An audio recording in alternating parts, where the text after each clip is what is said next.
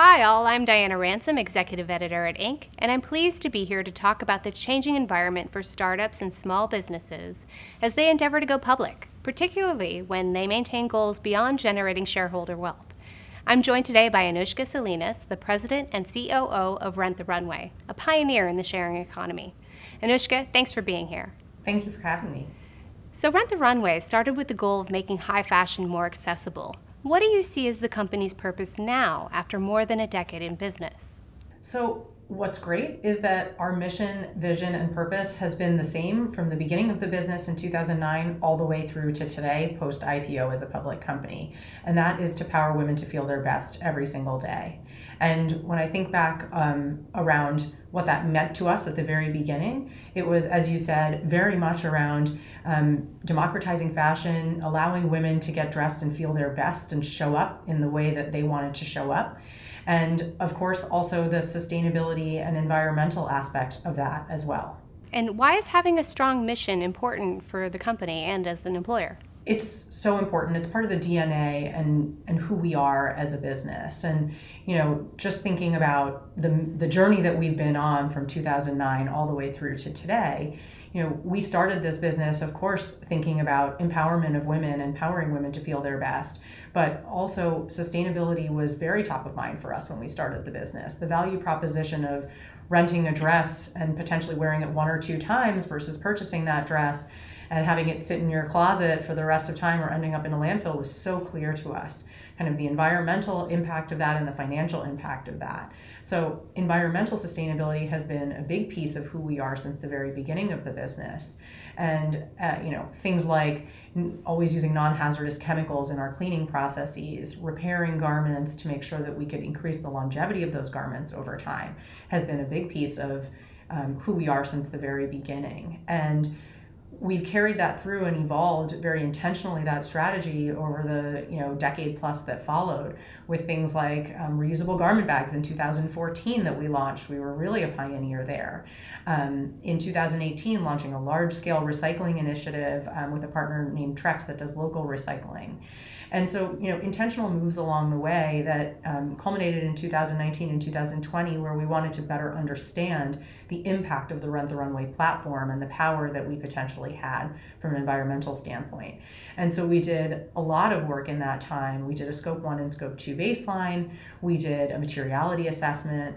And then in 2020, we made the decision to move forward in sort of a challenging business environment, as you can probably imagine, with a life cycle assessment. And that's a large-scale study, and the goal of which was to better understand quantitatively the impact and power of the Rent the Runway platform.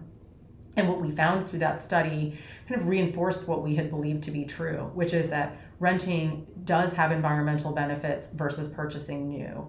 And we were excited to see those results. And it also highlighted for us something that I think is really interesting and unique about the Rent the Runway platform, which is that increasing the longevity and the lifetime of garments is, of course, good for our bottom line as a business. It's what we do. We, monetize inventory over time, but that is actually perfectly aligned with the environmental impact, from a positive standpoint. And so our goals, kind of financially and as a business, are aligned with our environmental goals, and we think that that's highly unique, certainly when you kind of look across the retail landscape, and we're excited about that.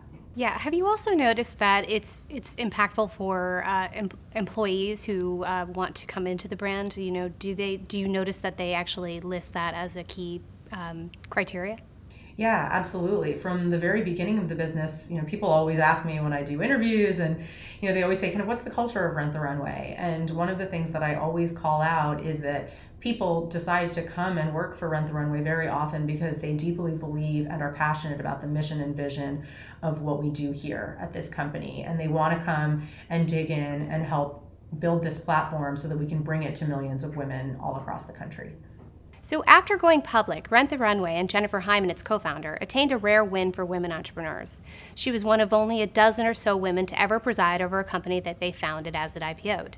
And the all-women-led team that took the company public is also rare. How have these achievements changed the overall startup ecosystem as far as you can tell? Yeah, I think, thank you for asking that question. It's obviously something we're incredibly proud of. And we don't take lightly. And we were actually the first ever IPO of, it's a mouthful, with a female founder, CEO, COO, and CFO team kind of leading the IPO. And, you know, we take that very seriously, that we were the first. And, you know, I think it kind of shows that there's a lot more to be done, but we are proud that we were able to sort of set that example. You know, after the IPO, I got so many notes from women, you know, at all levels and points in their career, saying how inspired they were to see kind of a female team bringing this business that's all about empowering women, you know, into the public markets. And I think, you know, we're excited to be on the NASDAQ, and I'm personally excited to see that they are pushing forward, you know, initiatives around board diversity. You know, I'm happy to say that we're a brand that's always had a very diverse board, likely for obvious reasons because of the company that we run here, and, you know, the fact that we are a mission-driven business, but 55% of our board is female and has been for many years already. So I'm excited to see that NASDAQ is pushing that forward, and to hopefully see lots more female-led businesses come into the public market over the next few years. Absolutely. What is the biggest challenge of operating a publicly traded company that prioritizes sustainability? You know, I would say, sort of back to what I was mentioning before with kind of environmental goals that are aligned with our business goals. You know, often in sort of the industry that we're in, you'll have companies that of course want to grow, because that is the goal of most companies, is to grow. And that fundamentally puts those goals at odds with their sort of, you know, environmental goals. For us, those goals are aligned. And I think coming into the public markets, that puts us in a pretty unique position, you know, particularly as a public company, where of course the market wants and expects us to grow, and that's what we want for ourselves. But we feel great knowing that us growing allows us to have more and more positive impacts on the environment. And, you know, so I think that's been a real positive, and having, you know, being in the public markets allows us to have just a bigger platform on which to stand and be able to have, you know, we hope drive more impact positively over time. Has it led to any sort of difficulty with shareholders when you're trying to, you know, basically bring home the bacon for shareholders while also maintaining sustainability goals? We've seen a lot of excitement, I think, from the investor base in particular around the fact that our goals are aligned. And, you know, we see that the investor base is also very excited by the core products that we're delivering. Of course, as I have spoken a lot about on the environmental side, but on the social side as well, being a platform that is, you know, made by women for women, and it's all about democratizing and giving access to fashion and reducing excess, you know, and like we sort of deal in the business of compliments and confidence. And I think that's rare, right? That's rare for a business like ours, and it's a rare opportunity that investors have seen to be able to put capital into a business that's really driving good on a number of fronts. So I'd be remiss not to ask about what happened at Rent the Runway during the pandemic. There were critical media articles highlighting layoffs over Zoom and allegedly unsafe working conditions for warehouse workers. My question is, how do you claim to be a purpose-driven brand while fending off this degree of negative criticism? I'm actually really glad you brought it up, because I think it's important for us to all give airtime to what that moment of 2020 in the early days really felt like for everybody, right? Everyone was sort of living in fear. There was a lot of unknown. And, you know, I think it's important to take a step back and say no one exactly, you know, knew what was going on at that point in time, but we knew that there were three things we were trying to solve for in those kind of early days of the pandemic and lockdowns. One was we wanted as many people as humanly possible to be able to continue to get a paycheck. That was very important for us, especially given the uncertainty of the time. The second is we are a business that brings an amazing value proposition to consumers, and we have many, many consumers that love us. We wanted to be able to continue to serve those consumers and customers. And the last was we're running a business, one that we knew was going to be in a very challenging environment, especially in the world of lockdowns, people not going into an office, certainly no one going to a large-scale event. And so we knew we needed to be able to take the steps we needed to take in order for the business to survive through the pandemic.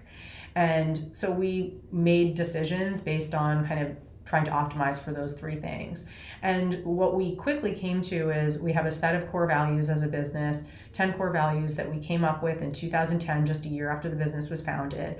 And we kept coming back to making our decisions based on those core values. And that helped guide us forward and through what everyone can agree was a really challenging time. When we emerged kind of from the post-lockdown period in the summer of 2020, there's two things that I'm proud of, despite the business being in a very challenging state. We've been public about that. One is we quickly decided as one of the first brands to sign on to Aurora James's 15% pledge. And despite, the business being in a challenging spot, we committed to $1 million of spend with Black designers, and we exceeded that as just a year later in June of 2021. The second thing, which I kind of mentioned, is we decided to charge forward and continue investing in our environmental work stream, and specifically a robust life cycle assessment. And we kind of continued, we had put pause on that effort, and we continued in that effort in the second half of 2020. And I'm really happy and proud that we were able to push forward on two initiatives that were hard decisions to make at the time. Switching gears here, I think it was about 2018, Jennifer Hyman announced that all employees from upper management to warehouse workers would all receive the same level of benefits. There'd be no special treatment for the C-suite, say. How has this policy contributed to Rent the Runway's company culture? Yeah, it certainly has. Back in 2018, we started to see, hey, our population of employees in our warehouses and our customer service team that are the heart and soul and the heartbeat of delivering the magic of this business every single day, that started to become a bigger population than our corporate employee base. And we stepped back and realized we need to make sure that we are giving the same benefits of leave that we as a corporate population have to, the seamstress in New Jersey that's worked with us for a couple of years and, comes in every single day and delivers the magic that is Rent the Runway. She deserves the same maternity leave that I deserve as the COO of this business. And so we made that decision in 2018. And what I can say is that culturally, of course, it was very important. I think our corporate employees were really excited to see us, treat everyone the same and give them the same benefits, because there's no differentiating the need that a new mother or a new father has after having having a baby. And what we strongly believe is it's just the right thing to do. So of course we believe that we've seen higher retention rates and potentially higher productivity of workers, but at the end of the day, that's not why we did it, right? We did it because we knew it was the right thing to do. So as you can sort of step back and speak for a minute to sort of the upcoming businesses these days, what would you say is your best advice for a purpose-driven brand? So I would say, and I sort of mentioned this before, the core values that we came up with at the beginning of the business in 2010, I think it's incredibly important to have values that are written down on a piece of paper that everyone can contract to and say, this is what we believe in as a business and this is the way we're going to operate. So that's one thing that I think is very important. The other is you need to be able to measure in order to make progress. And we happen to be a very data-driven company. So for us, it's really important for us to kind of understand a problem well before we can go solve it. And I think our life cycle assessment is a great sort of example of that in the Rent the Runway business. We had a strong instinct that renting had better environmental outcomes than purchasing, but we really wanted to go and measure the impact very precisely so that we could then go on and build a really lasting strategy on top of that, which we did. So I would say make sure you can measure everything so then you can go on to make improvements. Wonderful. Well, thank you so much for your time today and your candor. We really appreciate it. Thank you so much. Nice to see you.